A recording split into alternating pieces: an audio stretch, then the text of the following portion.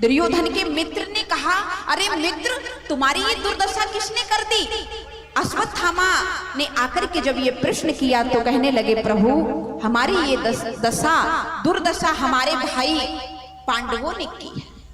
अरे विजयश्री को प्राप्त किया तो कहने लगे, कोई बात नहीं, तुम क्या चाहते हो अभी बताओ, मैं जाकर के 5 पांडवों के सिर काट कर लाता हूं। दुर्योधन कहने लगा अश्वत्थामा से, प्यारे पांडव कोई गाजर मूली नहीं है जो तुम उनके सर काट दोगे। अरे महाभारत जैसे युद्ध में हम 100 भाई थे, 99 भाई मारे गए और 5 के 5 की एक संख्या भी कम नहीं हुई।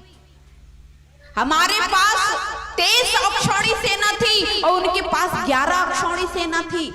सब बात में कम थे, फिर भी 5 में से एक की भी संख्या कम नहीं हुई और हम 99 के 99 सभी भाई मारे गए। केवल 100 नंबर का मैं ही बचा, वो भी देखो मृत्यु से लड़ रहा हूं। गाजर मूली नहीं है पांडव। बोले नहीं, मैं जाता हूं, अभी जाकर के पांडवों को मारता हूं। लेकिन इतने में क्या देखा भगवान कृष्ण ने? अच्छा, एक बात जीवन में याद रखना, जाको राखे साइया मार सके न कोई और बाल न बांका कर सके, चाहे सब जग बैरी होए। कितने भी जादू टोना करा देना, उसका बाल बांका भी नहीं कर सकता जिसका रखवाला गोविंद हो जाए, जिसका रखवाला भगवान हो जाए। जो भक्त है उसकी रखवाली भगवान जरूर करते हैं, लेकिन वो किस रूप में करना है आपको कोई पता नहीं चलेगा।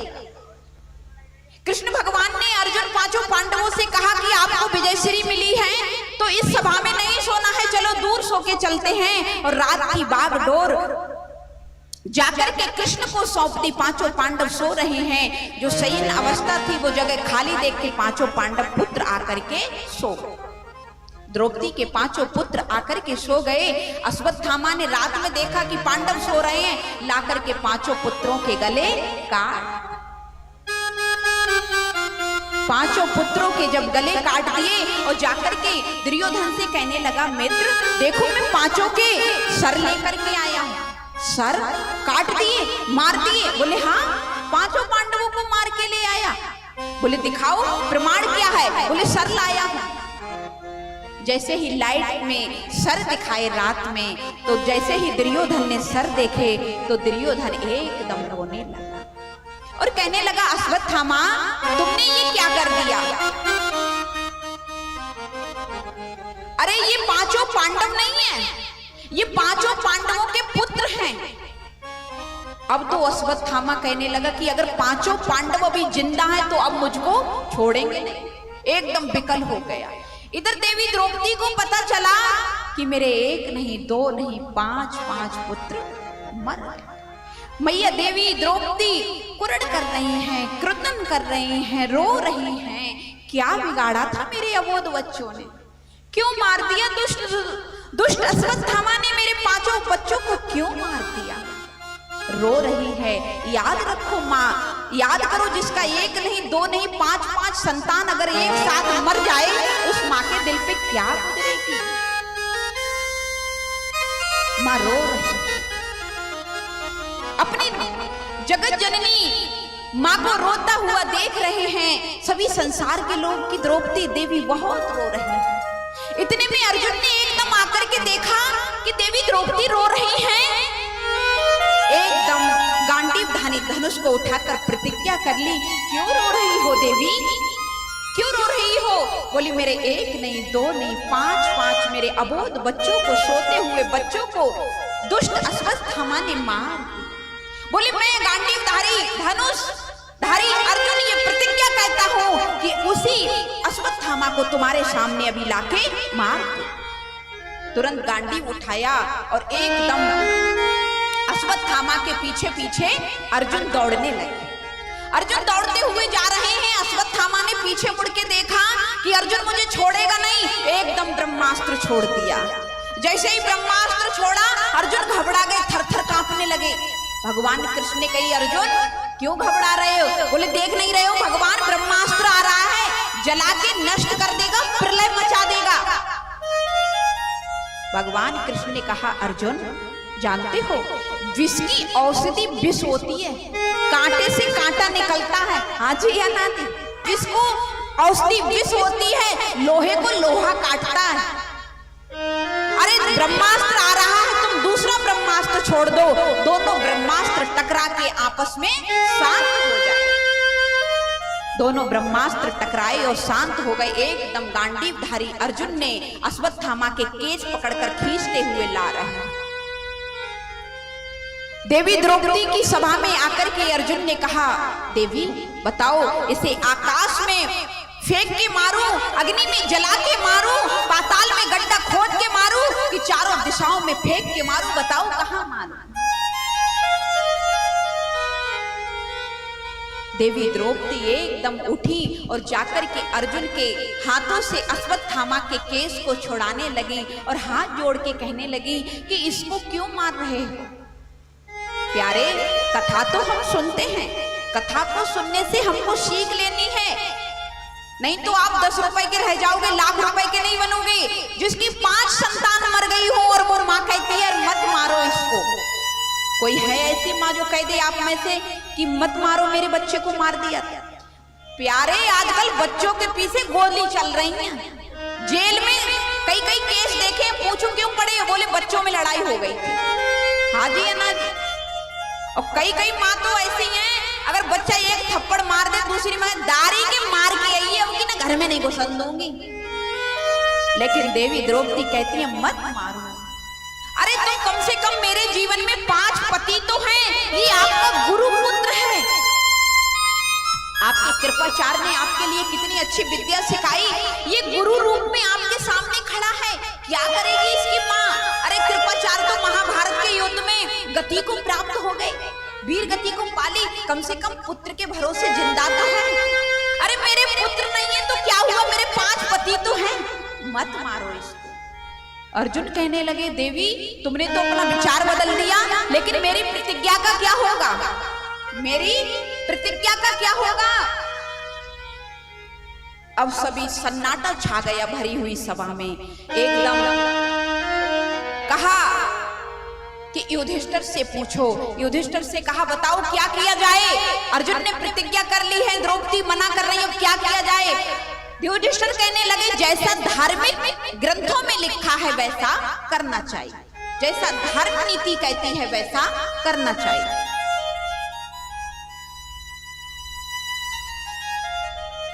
भीम दादा कहने लगे, अर्जुन तुमने अगर इसको नहीं मारा तो मैं इसको छोड़ने वाला नहीं।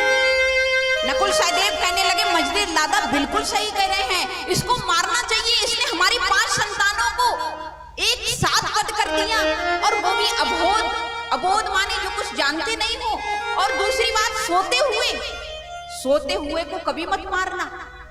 अगर कोई व्यक्ति आपके घर में सो रहा है, यहाँ तक कि प्रयास किया करो सोते हुए व्यक्ति को कभी जगाना भी नहीं चाहिए, यहाँ तक कि और किसी कारण जगाना पड़ रहा है, कोई क्रोध भी आ जाए, कोई बात भी हो जाए, कभी उठ के एकदम लड़ाई मत करो।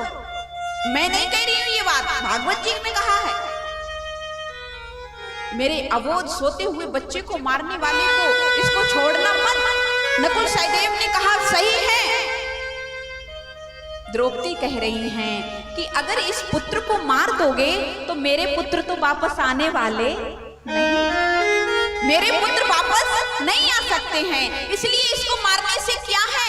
अब तो अर्जुन धर्म संकट में पड़ गए, प्रतिज्ञा का क्या होगा? एकदम कृष्ण भगवान की शरण में जाकर कहने लगे, प्रभु मार्गदर्शन कीजिए। तुरंत गोविंद ने कहा कि ब्रह्म बंधुर हत्या आतताई वदा रढ़ा मयेव वो माप्यानम परिहुपम सुअनुशासनम। ये ब्राह्मण है, इसको मारना मत। ये ब्राह्मण है, इसको मारना मत। लेकिन इसने अबोध बच्चों को मारा है, इसको छोड़ना मत। इसको मारो भी मत, इसको छोड़ो भी मत, इसको छोड़ो भी मत, इसको मारो भी मत। अर्जुन कहने लगे, अरे टेढ़ी टांग वाले, बात तो जैसी की तैसी ही है। मारो भी मत और छोड़ो भी मत, और छोड़ो भी मत और मारो भी मत। बात तो जहां की तहां है ना। प्रभु ने कहा, अर्जुन मारने वाले व्यक्ति को तुम एक बार मारोगे वो मर जाएगा, लेकिन अगर किसी का अपमान कर दोगे तो वो अपने अपमान को जितनी बार याद करेगा उतनी बार मरेगा। हाजी या ना जी? मारने वाला तो एक ही बार में मर गया, चला गया, फिर देखने नहीं आता, लेकिन अगर अपमानित कर दिया तो वो व्यक्ति बार बार अपने अपमान को याद करके मरेगा। क्या किया जाए? बोले अश्वत्थामा के मस्तक से ये मणि निकाल लो, आधी दाढ़ी आधी मूछ को मोड़ के सवा से धक्का देके निकाल दो। अर्जुन ने वैसा ही किया जैसे प्रभु ने आदेश किया। अश्वत्थामा गिलानी कर रहा है, रो रहा है कि भरी हुई सभा में अभी किसी को अपमानित कर दिया जाए, हम में से आप में से, तो कितना गिलानी महसूस होगी। और वो तो पांडवों की महाभारत जैसी युद्ध सभा में अश्वत्थामा को निकाला गया है, तो रो रहा है, गिलानी कर रहा है, कह रहा है अर्जुन के वंश में अब तो कोई रहा नहीं, 5 पुत्र कल मैंने मार दिए द्रौपदी के। लेकिन जब महाभारत का युद्ध हो रहा था, अभिमन्यु वीर गति को प्राप्त हुआ था, तब उत्तरा के गर्भ में सुना था कि कोई संतान पल रही है, लाओ उस संतान को और नष्ट कर देता हूं। उस संतान को नष्ट करने के लिए उसने दूसरा ब्रह्मास्त्र चला दिया। देवी उत्तरा ने जाकर के एकदम भगवान कृष्ण के चरण पकड़ लिए। जैसे ही चरण पकड़े और देवी उत्तरा कहने लगी भगवान कृष्ण से, पाहे पाहे महायोगिन देव देव जगत पते, नान्यम तुद भयम पश्यम यत्र मृत्यु परस्परम। प्रभु मेरी मृत्यु भले ही हो जाए, मुझे कोई परवाह नहीं है, लेकिन ये पांडवों के वंश का एक फूल है, इसका वध नहीं होना चाहिए। मेरे गर्भ में ये शिशु जो पल रहा है प्रभु, इस शिशु की रक्षा, मैं भले मृत्यु को प्राप्त हो जाऊं, मुझे अपनी चिंता नहीं है, लेकिन ये पांडवों के वंश का एक फूल खिलने जा रहा है, कहीं ये डाली से टूट के अलग ना हो जाए प्रभु। ये एक